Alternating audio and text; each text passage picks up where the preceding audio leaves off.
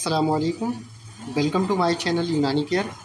तो आज हम एक नए टॉपिक को पढ़ते हैं, इम्पोर्टेंट क्वेश्चंस जिससे पूछे जाते हैं आपको माउल हयात करके। ठीक है, हम लोग माँ के बारे में बहुत सारी चीज़ें पढ़ते हैं, माउल उसूल, माउल असल। इसी तरीके से एक होता है माउल हयात।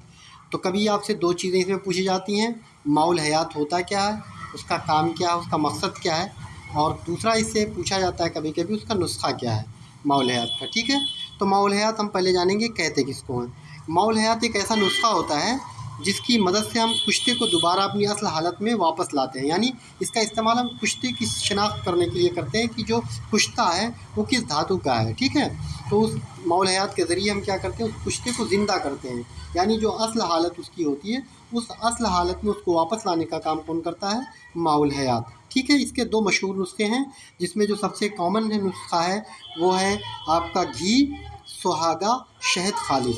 ठीक है, यानी माउल हयात का जो नुस्खा है उसमें जो हम इस्तेमाल किया जाता है वो है घी, सुहागा, शहद खालिस। और इसका दूसरा नुस्खा है गूगल, जिसमें खरदल यानी राई और कंद सफ़ेद शहद खालिस। तो दोनों नुस्खे में शहद ज़रूर है। ठीक है, सबसे पहली बात। ठीक है, और इसमें सुहागा और घी है, उसमें गूगल, खरदल और कंद सफ़ेद है। तो ये दोनों उसके नुस्खे हैं। कभी आपसे नुस्खा पूछा जाएगा और कभी आपको उसकी ज़रूरत, अहमियत पूछी जाती है।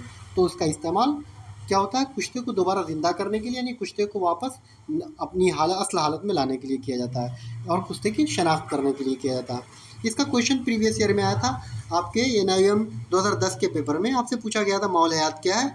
तो उसमें आपके ऑप्शन दिए थे, जो आपको सामने स्क्रीन पे चारों ऑप्शन हैं। उसमें करेक्ट आंसर जो था वो सी था। यानी उस चीज़ को कहते हैं जिसके ज़रिए धात का कुश्ता ज़िंदा करके असल धात का पता लगाया जाए।